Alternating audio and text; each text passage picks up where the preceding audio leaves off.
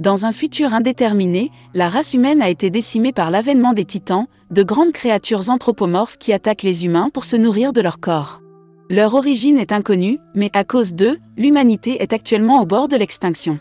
Pour tenter de se sauver, les humains ont construit un mur géant autour de leur territoire. À l'intérieur de cette zone, ils ont construit un autre mur séparant les terres agricoles des zones résidentielles, où vivent la plupart des gens riches et puissants. Et c'est ainsi que pendant 100 ans, personne n'a entendu parler des titans. C'est comme s'ils avaient disparu, et la vie à l'intérieur du mur est devenue calme et sûre. Cependant, comme la dernière attaque remonte à plus de 100 ans, une grande partie de la population commence à se demander si les titans existent vraiment, tandis que des voix s'élèvent pour demander la création d'un corps spécial de reconnaissance capable de dissiper les doutes sur la possibilité d'une vie hors des murs. Armin, Mikasa et Eren sont 3 amis d'enfance qui vivent sur les terres agricoles. Armin aime inventer des objets étranges, et le garçon vit avec ses parents. Mikasa et Eren sont amoureux l'un de l'autre.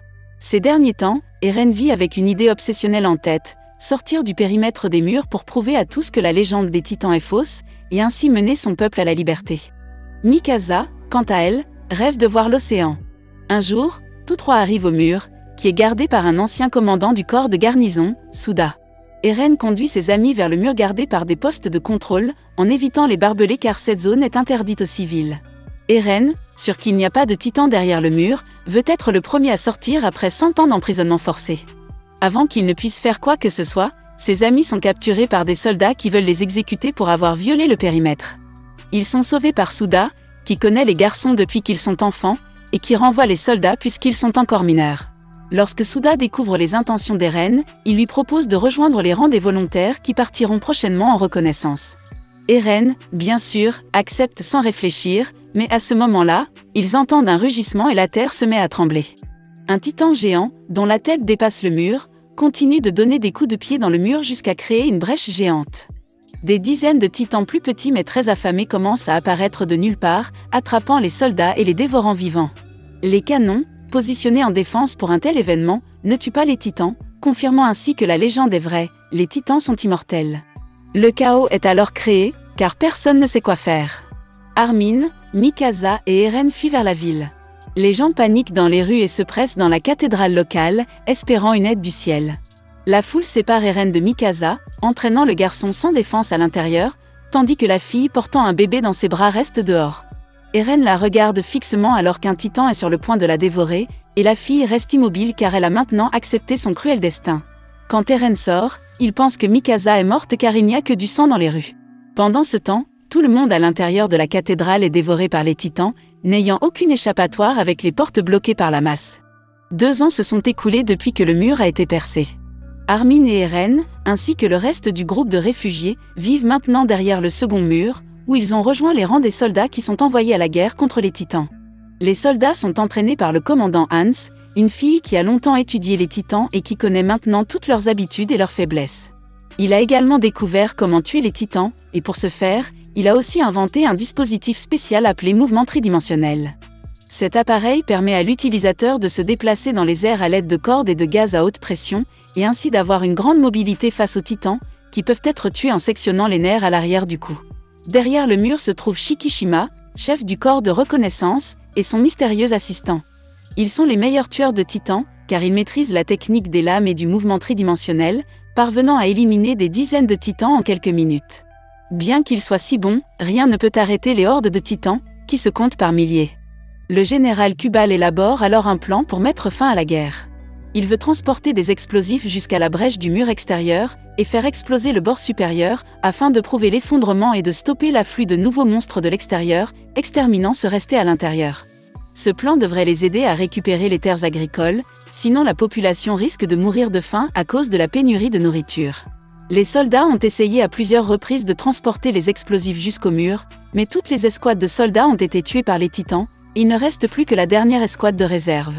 Les nouveaux venus, parmi lesquels se trouvent Armin et Eren, sont le dernier espoir de l'humanité, car il n'y aura plus personne à envoyer à la guerre. Au camp d'entraînement, les amis rencontrent l'ancien commandant du corps de garnison, Suda, qui est maintenant un alcoolique désespéré et déprimé. Ils y trouvent également d'autres jeunes volontaires, dont la paysanne Sacha, qui aime beaucoup les pommes de terre, et Sanagi, qui est capable d'abattre un titan à la hache en lui sectionnant les chevilles. Les soldats sont chargés sur des véhicules militaires et sont envoyés vers le mur. Les titans dorment la nuit car ils ne voient pas bien dans le noir, ils doivent donc accomplir la mission et rentrer à la base avant l'aube. Pendant la reconnaissance, Eren et sa nouvelle amie Yana trouvent un bébé titan dans un bâtiment en ruine. Les pleurs et les cris du bébé réveillent tous les titans des environs, qui attaquent les soldats. Pendant ce temps, dans un bâtiment voisin, le capitaine Shikishima et son assistant se préparent à aider les soldats. Une fois qu'ils ont revêtu leur armure, ils volent au-dessus des ruines des bâtiments, frappant le cou des titans avec leurs épées double tranchantes, qui après être morts se vaporisent dans la zone.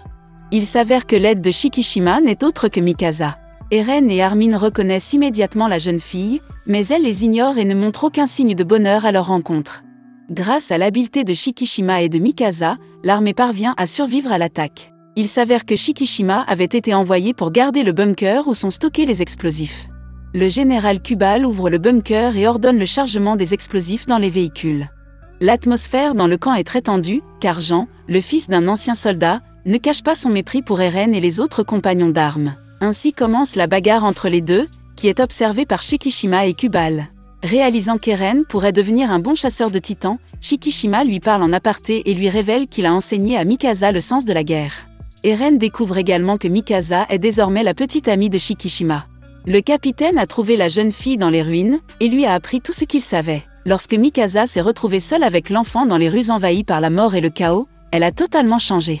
Le titan a mangé la petite fille, mais elle a survécu en portant une énorme cicatrice sur tout le corps. Aaron a de la peine de voir sa petite amie avec quelqu'un d'autre, alors il s'éloigne en silence et hurle de désespoir, mais il est arrêté par Yana qui craint que cela ne réveille les titans. Il trouve un endroit isolé pour parler de leur passé, et voit un couple marié se préparant à faire l'amour au milieu des ruines, sachant que c'est peut-être leur dernière fois ensemble. Yana montre alors de l'intérêt pour Eren, et lui propose de faire l'amour, mais à cet instant, ils sont attaqués par les titans, qui mangent Yana et tuent également le mari du couple qui s'apprête à faire l'amour. Les garçons se précipitent pour charger des explosifs sur la camionnette afin de l'envoyer dans le mur, tandis qu'Eren et les autres sont sauvés par un mouvement tridimensionnel. Mikasa et Shikishima entrent en action et tuent autant de titans qu'ils peuvent, mais de nombreux soldats sont pris et tués à la volée. Une camionnette chargée d'explosifs est détournée par un homme masqué. La femme du mari assassiné jette le pirator de la camionnette, met le feu aux explosifs et se dirige vers les titans. La camionnette explose, réduisant en pièces les géants à proximité tandis que la femme meurt. Eren réalise qu'il doit se battre ou tous ses amis seront dévorés. Il s'envole, blessant puis tuant son premier titan.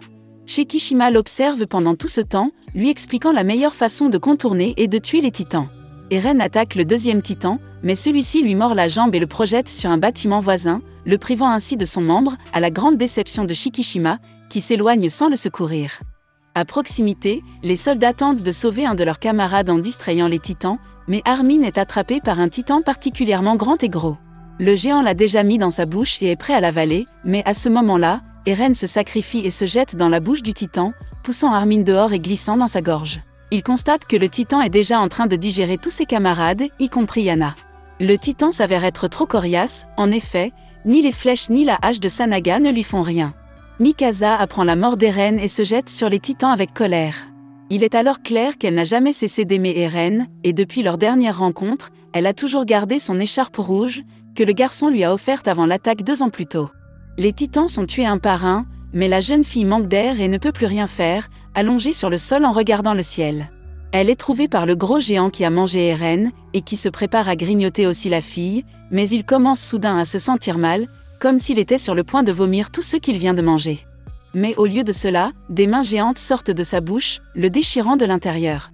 Un énorme titan fumant aux yeux rouges apparaît alors, et fou de rage, il commence à tuer d'autres titans avec une grande facilité. Les soldats pensent avoir été sauvés par ce nouveau titan car il est de leur côté, mais ce n'est pas le cas. Les titans s'enfuient de peur de mourir, et le titan aux yeux rouges se dirige vers les humains. Sur le toit, Mikasa voit la lueur de raison dans ses yeux, et elle ne s'enfuit pas car elle comprend qu'il s'agit d'Eren. Le titan s'empare de la jeune fille et s'apprête à la tuer, mais ses forces l'abandonnent et il s'effondre sur le sol près du bâtiment. Le commandant Hans a toujours rêvé de pouvoir obtenir un titan vivant pour ses recherches, il se précipite donc vers le corps fumant qui devient de plus en plus chaud. Suda demande d'ouvrir délicatement le cou du titan, car si cela n'est pas fait, celui qui se trouve à l'intérieur mourra.